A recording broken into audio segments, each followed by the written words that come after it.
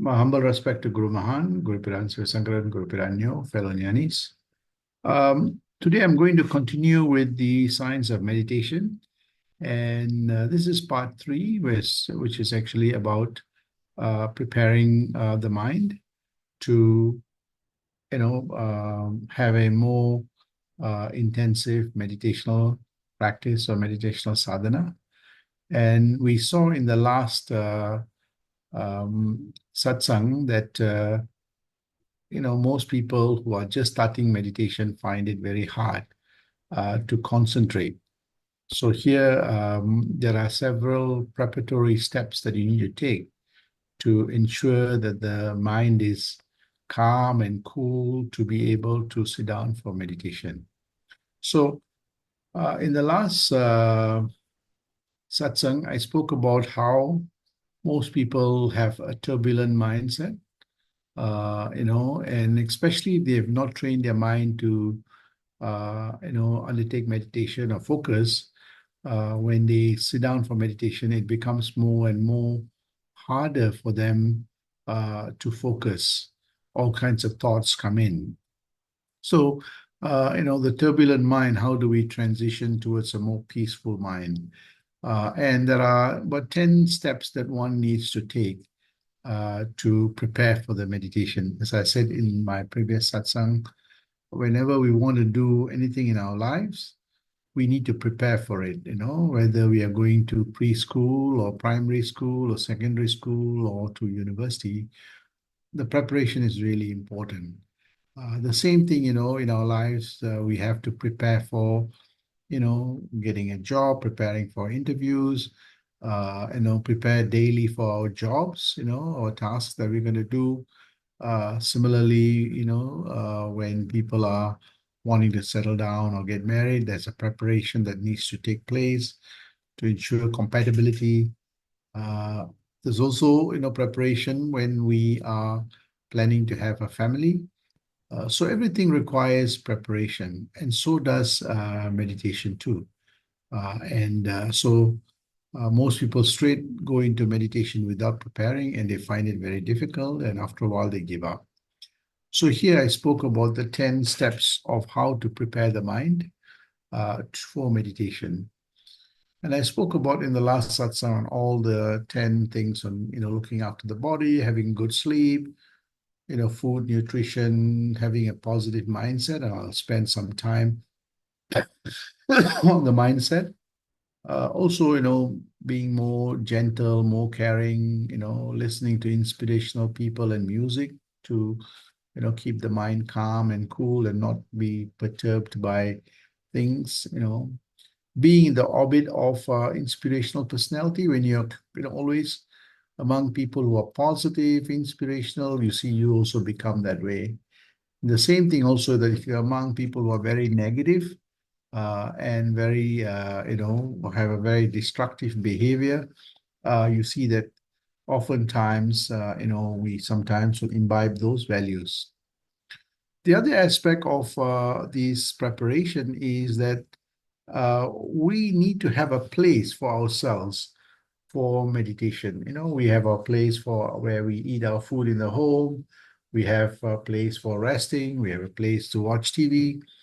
But you should always have a place for yourself, for you to have that dialogue with divinity within yourself. So have a space for yourself, whether it's your study room, where all your books are, or whether it's your prayer room. You should have a place for you to sit down quietly and meditate where nobody disturbs you. So, and maybe you would have some, very sublime music, or, a place to sit down properly in the lotus position, a place that is properly ventilated, and so on. So having a particular place for meditation, this is your place of having the dialogue with divinity within you. So that's very important. The other aspect is that, when one takes on this path, one needs to put in the effort to read intensively, reflect, introspect, and contemplate. So really stretching your mind deepening your mind, broadening your mind, and this requires a fair bit of effort. If a person is not willing to put the effort to deepen the mind and push the muscles of the brain, you'll see that they would not have that stamina nor the depth and the dexterity to be able to withstand the challenges of this material world. Tend to always get distracted, and I'll talk about that in today's class. So this is really important, the effort, of wanting to deepen this knowledge. And anything that we do, if we don't put in the effort, you're not going to get the outcome, that the intended outcome. The other aspect also is that, besides the introspection, contemplation, reflection, reading, there's also the service component, that extending your own self beyond your own biology and beyond your own needs to the wider society. One becomes more and more compassionate, more empathetic, more sensitive to the needs of the broader community. And you see that when you do that, you are less perturbed by your own troubles. You see that there are people with greater challenges that need attention, and you see that some of the things that you have, or we have, is not as severe as those who are really, really struggling. So a sense of gratitude, a sense of appreciation comes in. So we're not always brooding and complaining and so on. So the service is very important in this journey. And obviously, the other aspect is also is tied to being gentle and kind and compassionate and empathetic, is also being people friendly. Not having any enemies or people you don't like, all that drops off and you treat everybody equally. And the same thing also is that you become nature friendly. You spend a lot more time with nature. You spend, you are conscious of what the, activities you take, how it impacts nature, and you value nature. And when you do that, nature is part and parcel of us. And as we value the nature, the natural aspects of our own being becomes more and more intensive. So I spoke about this in the last satsang. But I want to spend a little bit more time on the mind. How do we, because that's where a lot of the challenges that people have. But these are all some of the preconditions. If any of this is not fully, intensified or, realized, you see that meditation becomes more challenging. So again, all these factors are very important. I want to now go into a little bit more detail on the body-mind health, which is really important no matter what the meditation you do. And we see that there are factors that impact the state of our mind. It impacts our peace and tranquility and quietude. Sometimes we get it, sometimes we don't get it. So we really need to understand what factors that, creates turbulence in our mind and what factors that actually creates that quietude, so that we can meditate and intensify meditation. So I've shown you this thing where, the factors that creates that turbulence is happening in us, and we need to know why this turbulence is happening. Nobody else is going to do it for you. So you need to really watch what are the things that are causing this turbulence and how do I find ways to treat it. Because if you don't do it, you see that sitting for meditation becomes very difficult. So one needs to prepare the mind to reduce the turbulence such that, you're able to intensify your meditation and go deeper. So how do we ensure that we have a peaceful mind? What are the factors that actually perturbs and disturbs and, causes turbulence? And what are the factors that actually gives us a more peaceful mindset? This is something that every one of us need to do. And sometimes there are common factors that impacts us, either creates turbulence or gives us peaceful. But there are some that are, subject specific. That means it's related to you, right? So you need to be able to identify this, write it down. What are the factors that impacts, prevents me from getting a more calm and peaceful mind? and that, factors impact my meditational qualities. So we're going to spend some time on this because you'll see that some of it is, you may have experienced it, but you don't know how to address it. So when you see that these factors that impact the mind has an impact on the level of jnana, the level of access to wisdom knowledge, you know, of the universe, about God, about self, a deep knowledge, right? Subtle knowledge. So if the mind is disturbed, it is very difficult to go deep down to understand this knowledge. Like in any subject, if you don't have that full concentration, full focus, you would not be able to understand those subtleties. And my God, this whole aspects of our own being is so subtle that the gross mind misses it. So how do we transition from the gross mind to a more refined and subtle mind? But we need to know what are the factors that actually makes our mind turbulent and gross, and what are the factors that actually refines it. So we see that, a precondition of accessing the jnana, this knowledge or the wisdom to understand the universe, understand the cosmos, both the external cosmos and the cosmos within us, understand these concepts of God, which is spoken about in various scriptures, various spiritual thought by various masters, to be able to understand that the mind must be peaceful, tranquil, quite quiet, and also subtle. Without that, there's no way one could actually access this knowledge, right?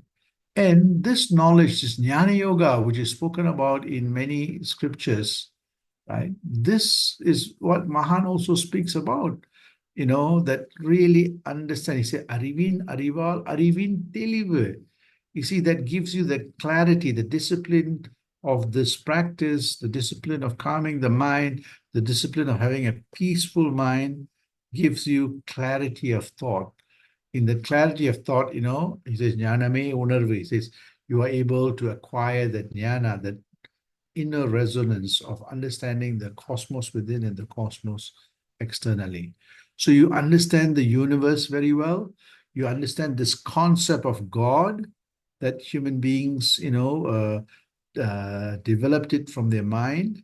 That is this force that is beyond their own biology, and this notion of self, that which cognizes everything. These are very, very subtle and abstract concepts that requires significant focus and power of the human mind. Only when one understands the forces that governs our mind, forces that actually gives us that peaceful and calming effect and that clarity, one is able to access that jnana yoga, that knowledge of everything. And when one has that, you see that this notion of Purushottama yoga, that yoga oneness with the divinity, that God actualization, the God realization, Mahan calls it the I God state, would be realized. This can only be realized if through our jnana. This Magatana Nele, this supreme state of existence can only be realized through jnana. In many spiritual thought, they talk about this achara, which is the rituals of, deepening, practicing meditation, introspection. All these are the acharas. That achara will lead you to vichara. Vichara is actually that, acquisition of knowledge, understanding, reasoning, rationality. All those things, requires tremendous amount of, mental power to be able to touch the subtle substratum that powers all of us. Only through that one can have a good understanding of the divinity that powers everything in this universe, including us. And this is where you see that the turbulent mind transition to a peaceful mind, and that peaceful mind is able to access that knowledge, that embrace jnana yoga, understand the universe, the concept of God, the concept of self, this concept of consciousness. And as this mind becomes enlightened, that eureka moment, this is it, right? I am that, right? Aham Brahmasmi, all those key concepts, everything unifies, right? That eureka moment. And at that moment, you attain this oneness, that blissful state of God realization. One becomes more and more connected to the infinite. The highway to infinity opens up, and the mind becomes more and more universal. So we see this transition of that meditational process that ultimately leads to this oneness, you know, depends very much on the state of the mind in its early phase. So we see that to get to the final destination, one really needs to understand the dynamics in the mind, how thoughts are generated, how the thoughts impact us, how do we master that thought generating process, right? So that we're able to bring that mind a notch down and more subtler until the mind becomes peaceful and tranquil. Our neurotransmitters are not burdened by so much information coming in. Some of them are frivolous. It stores it, it keeps out all the frivolous ones, and the neurotransmitters now become much more the intensity to be able to our ability to keep out all the frivolous one and focus on that which really matters. And when that happens, you see that the mind becomes like an electron microscope, piercing through every thought, deciphering it, and once the awareness is that, dropping it off until ultimately all thoughts are analyzed, experienced, understood, and attain that enlightenment of that thought. So we see this process taking place, a continuous refinement of the mind to become more and more subtle, to be able to understand, analyze, make inferences, and also ultimately master that thought generating process. So you know when to quieten the mind down, when you need to be active, when you need that power to make inferences, analysis, and then not be perturbed by it. So it's a sense of, really mastering our mind. So this is the preparation phase, and we do this a lot in our own lives, in everything that we do, we prepare, we try to focus, and so on. The same kind of approach we need to take in the context of, intensifying our meditational process. So we see that I want to start off with a few qualities of the mind that really adversely impact the state of our mind, that really, distracts us from being focused, takes up all our, energy of our neurotransmitters. We have so many thoughts that come in. Sometimes it's not relevant, sometimes it's frivolous, sometimes we generate things that, there is no value at all. So if we keep out most of that, you see that then, our intensity of the thoughts that really matter, we are able to understand, and we see that we're able to, intensify that which expands our mind and not contracts our mind.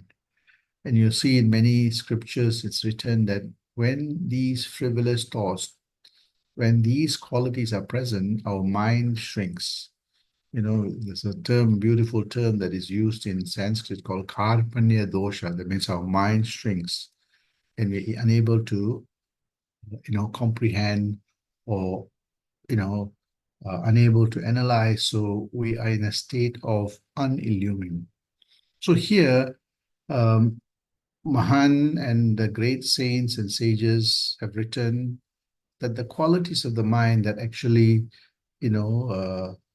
creates turbulence, lingers in our mind, disrupts us from, being peaceful actually hinders our meditational process, right? We may think it's okay, but it still lingers there, and it comes back over and over again, and sometimes it magnifies when we're sitting down quietly and meditating. So, what are the key things that we need to watch out for? When we know this, we are conscious of it. When we are conscious of it, we are able to take measures to address it the moment, that those thoughts or those qualities appear in our mind. So the whole idea of this discourse is to make you aware that all of us experience this. And sometimes it happens naturally, and then we realize, oh my God, you know, I'm impacted by it.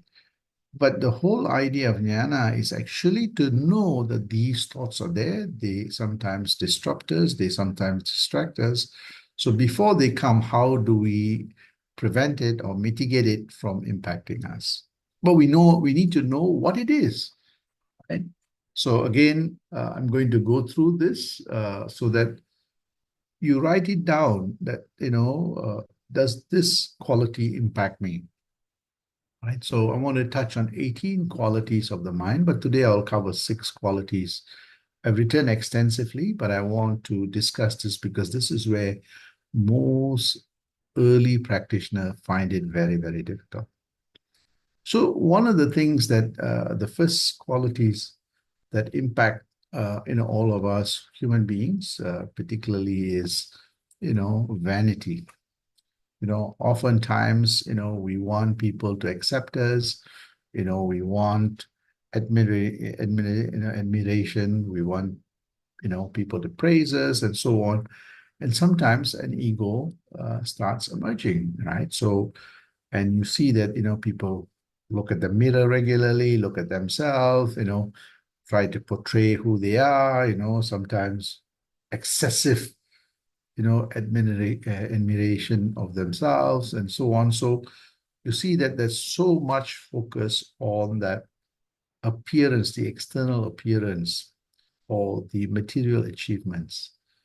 And when there's so much focus on that material appearance or the external focus, you see that when we are so preoccupied with it, we lose, traction of who we really are, right? So again, vanity is something that prevents people from knowing who they are, what the true state of the mind is.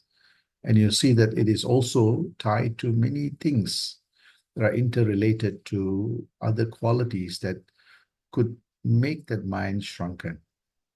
So yes, one needs to have, respect, self-respect for oneself, but not excessive admiration to one's own physical appearance or achievement. Look after yourself, present yourself very well, but don't overly get caught up by it. When you overly focus on the material appearance or the external appearances, the mind that is preoccupied with that will find it hard to focus on that inner subject. When the mind is focused on the object, the material, it'll find it hard to focus on that internal spiritual self.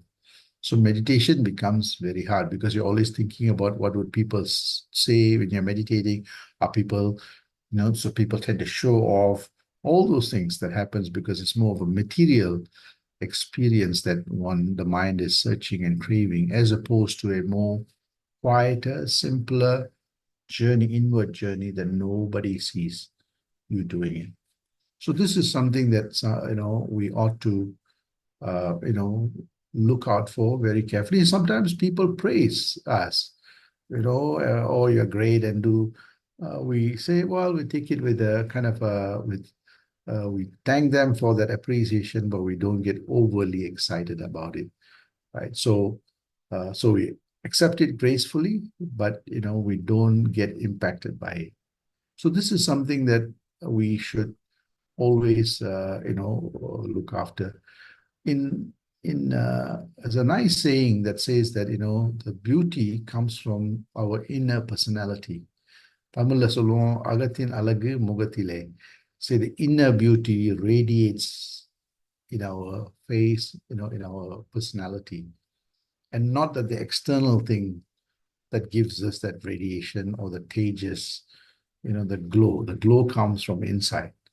And the focus of the mind should be on the inside that projects that glow in an outer, give you that spiritual aura and not the other way around. So this vanity is really important. All of us need to keep check of that. Even sometimes when people praise, we should be very careful how we look at this. So vanity is also tied to another quality that they are interrelated, right? Is arrogance, right? So sometimes we see that, human beings can be quite arrogant. And sometimes the higher, the more educated, the more knowledgeable, you see that, sometimes there is always this status conscious, they're too proud of themselves, and sometimes the worst thing is that they start putting other people down. You probably would have also seen in many of our own scriptures and many of our own idigasas and stories where even the most enlightened, the most, great priests also sometimes extol this arrogance in them. They curse people. They, when something they don't get their way, they curse people. All these, the Mahans and great saints that who have attained enlightenment say that this is something that we should avoid. We should always be mindful. We should always treat everybody equally. We should always never put anybody down. If we don't have anything good to say, don't say it. If we don't have anything good to, positive to do, don't do anything, just to be silent. Because the arrogance tend to percolate in our mind, and you see that the arrogance is tied to our material identity and personality. So we see that, when we do that, we have it ripples in our mind, and that disrupts us from knowing our true personality that is, simple, and more calmer, and also, lack this treats everybody equally. And you'll see later on, I'll speak about the more higher one becomes enlightened, and the more greater one becomes in knowledge, they are more simpler and more humble, and that's the essence of one who's enlightened, in a true sense, that they become more gentler, calmer, more graceful, and more they are at peace. Hence, they don't compete with anybody. They actually collaborate, cooperate to help others. And this is something that we have to watch out. Whenever our ego goes out, whenever the pride factor comes in, okay, we are distracting ourselves from knowing who we are. And that's going to have a ripple effect on our mind, and meditation is going to be impacted. So again, this is something that, we should always keep in mind. Mahan and other great saints have spoken about this. It's also widely written in the scriptures too. So one who practices, understands this and tries to avoid this, you see that you live a more peaceful, more people, treat you really well. The other aspect is that you see that, we pretend, to be who we are not, right? So sometimes, we pretend to be, we are so and so, but actually we create a facade, and we truly miss who we are. So here, we behave in a way that, as though we are more important than what we are. We try to impress people, and you see that focus on putting out a false image of who we are misses us on understanding who the true person is. So this is something that, the great saints say, that be yourself, and be simple, don't have to have the pomp and pageantry, the show off and so on. If you are good, people will see it. The glow will show. You don't have to show everybody else. So this is something that we see that as people grow in their knowledge and in their stature, they are more gentler, they are more down to earth, you know. And this is, I see this in Mahan, you know, even though he was a great Mahan, he was very simple in his demeanor, dresses up simply, you know, in a very simple way. You know, he has his meals sitting down on the floor with all the disciples, feeding them, you know, and he doesn't ask for special things. He said, look, whatever people bring, he will sit down and share with them, you know. So even though he was a great Mahan and I think one of the greatest that lived in the 20th century, you know, but yet he was so simple in everything that he did, right? So you saw the true person, the true identity of who they are. So this is something that, you know, we have, as we start this journey, we have to ask this question, who am I? What am I? You know, and if we keep asking that question, we slowly start seeing that, you know, I am not this material person or all this material title and material wealth. There is something far greater and more subtle.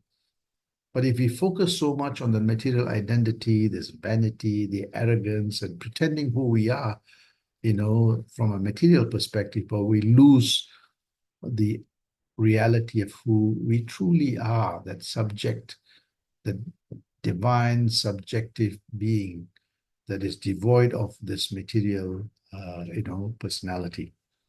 So the more the mind focuses on the material personality, the more the mind becomes limited because the material world is limited.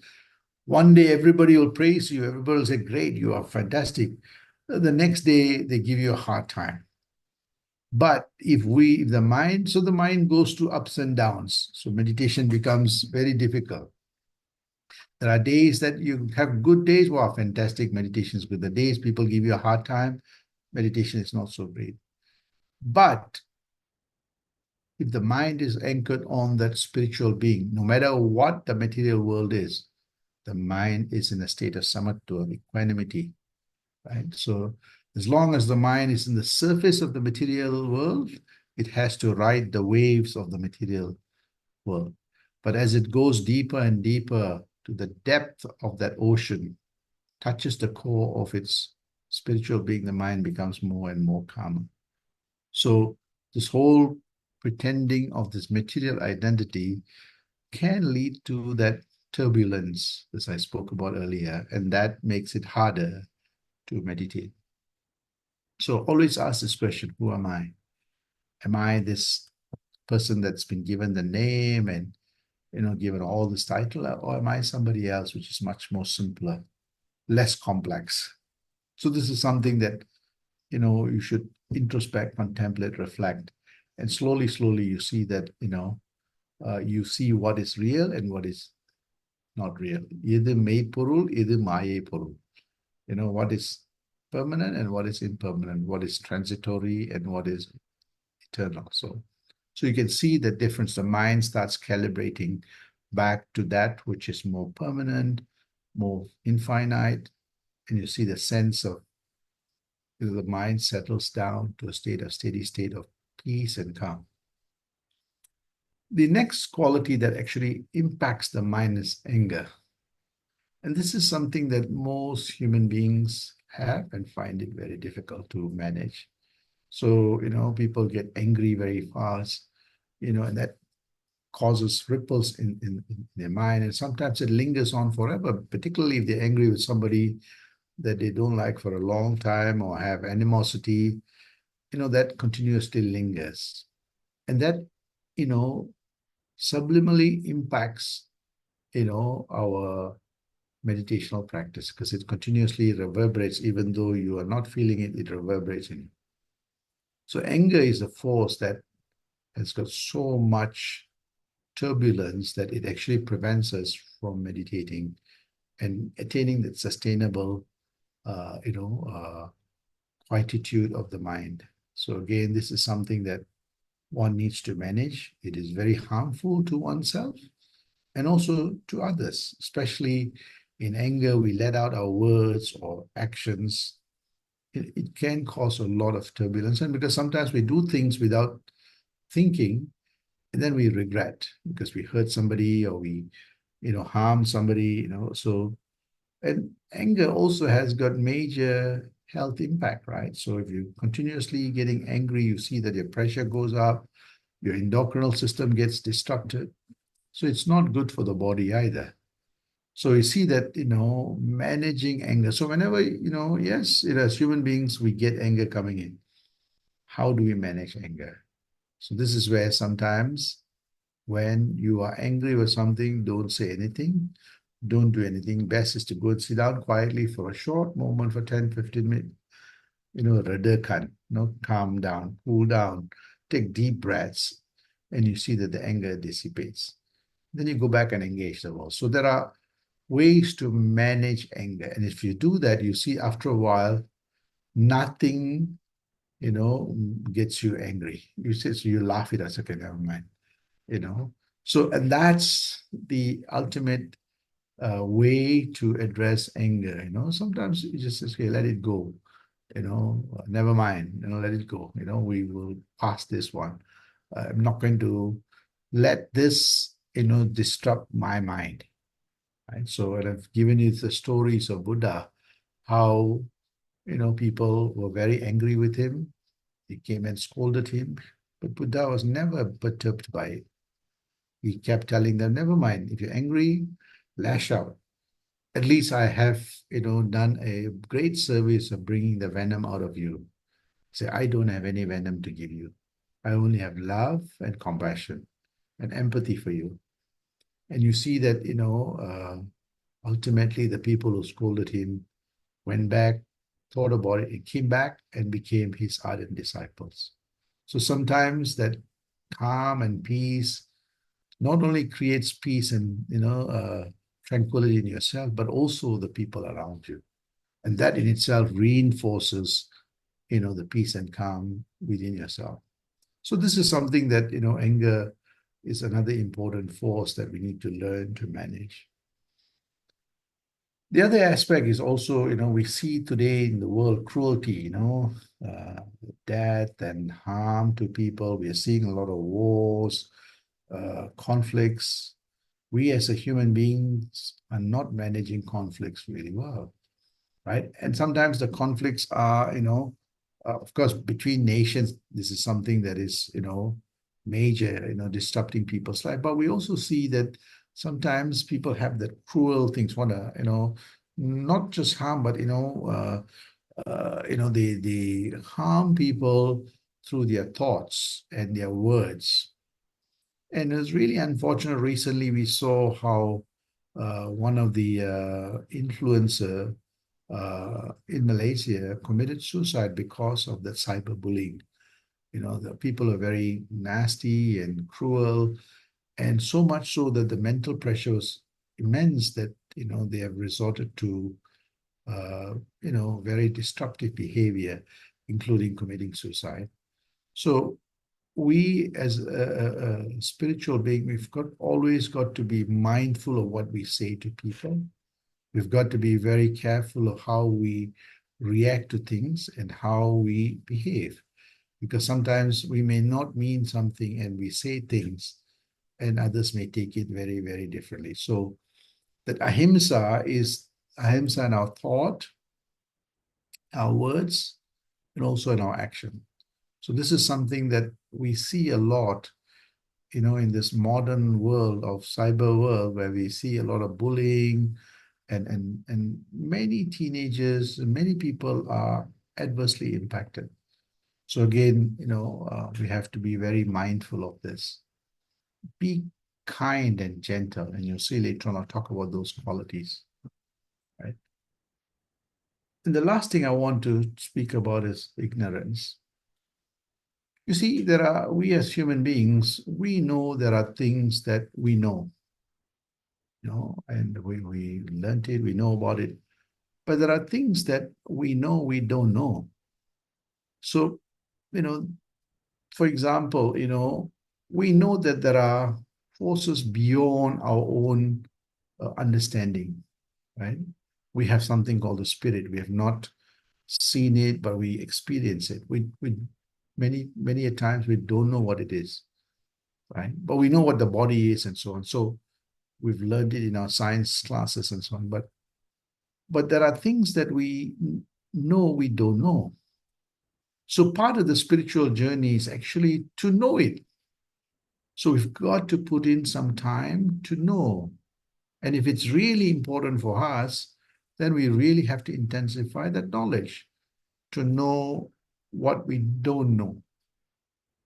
So this is something that, we want to know. We have a mind, right? We use the mind a lot every day, but we don't know how or why the mind behaves in certain circumstances in the way it is. So that could get us into trouble. That has an impact on our relationships. That has an impact on our creativity and our productivity. Also that it impacts us in the way we live. you know, Whether we live an enlightened or illumined life depends very much on mastery of our mind. So we use our mind, we know we have our mind, but we don't know the full operations of the mind, why the thoughts are generated in a particular way. Somewhat like we drive a car, we know how to drive a car.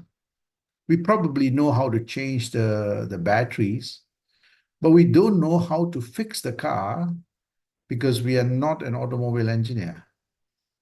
If you are a mechanic or automobile engineer, you know the operations of your car. Your car will be in spectacular condition because any small noise, you would know what the problems are and you'd fix it. I have a cousin who's a mechanic and also a Formula One racing driver, and he fixes car. Whenever he sits in my car, he will tell me, oh, your car has got this problem, that problem. I've been driving this car for a long time and I don't hear this, but he'll tell me, no, no, no, you've got this problem and that problem. You got to fix it. Otherwise, your thing is going to get worse. In that same way, so so now I look after my car really well. I'm more sensitive to what I see. I make sure it's clean, make sure it's polished. My car is 13 years old and it's still in a spectacular condition. That's because he told me, look, these are things that you need to do. And he also maintains the car for me. In that same way, our mind, we use our mind, but we don't know why the mind experiences certain things because we don't know what happens. We don't open up the bonnet and see what it is and learn what's happening, right? So how, as my mechanic cousin opened up and said, look, this, you should at least do some basic stuff, right? And then if it's more serious, you take it to a specialist. In that same way, this meditational process is opening up the bonnet and saying, what happens here, right? What, creates turbulence? What gives you calmness? Under what condition? So when we know our mind as best as we can, we are able to move from the unillumined state to the illumined state. But that requires a fair bit of effort for us to know the operations of our mind. And meditation is actually the first step towards that. But it requires a fair bit of effort to take the time to know, hey, why am I thinking this way? Why is this thought here? And really like electron microscope, scrutinizing every thought, positive and negative, and trying to understand why this is. And this is what most people don't do. They are in an ignorant state that they don't know why they are behaving in a particular way or why some things are happening, and there's no effort. So we see that, whenever we are ignorant, we are at the mercy of others. We are at the mercy of the forces outside, in that prevents us from, meditating more effectively, getting greater focus, greater clarity, and greater management of our own mind. So, go to places, learn about your mind, learn about your personality, and you see that slowly, slowly, you start, mastering your own mind.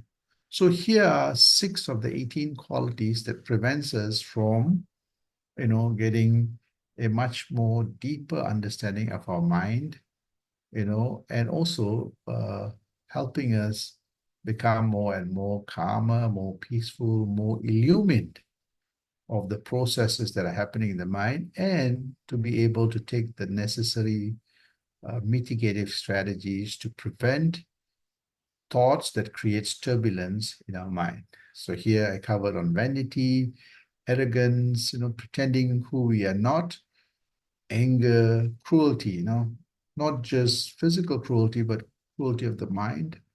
I know in some relationships you see that there's a lot of mental torment, and ultimately the relationships break down.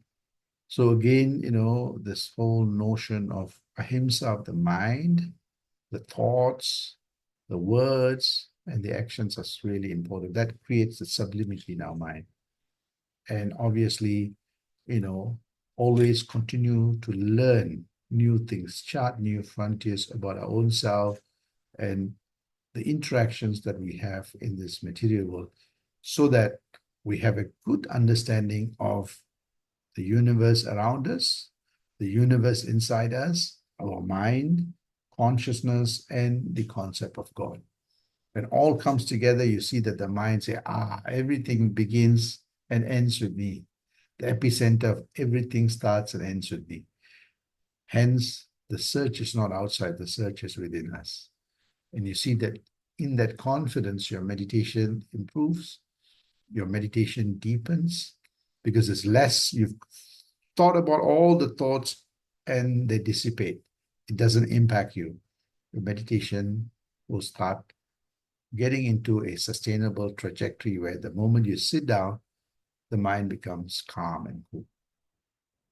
I'm going to stop here, and then I will continue in the next satsang, the remainder 6 of the 18. I want to spend time in each one of them, because if you understand really well these qualities of the mind that hinders you from getting a good, deep meditational sadhana practice, as I said, this meditational practice helps us to acquire the jnana yoga, the wisdom that leads us to that ultimate pinnacle of existence, which is actually the God realization state, the Purushottama yoga. So I'm going to stop here, and next class I'll do another 6 more. I've written some of this in the WhatsApp, but I'll give more examples in this satsang, and hopefully, you have a better understanding of what's happening to your mind and how to manage it, so that your meditational practices become more and more, wonderful, inspirational, and more intensive. Sandosham.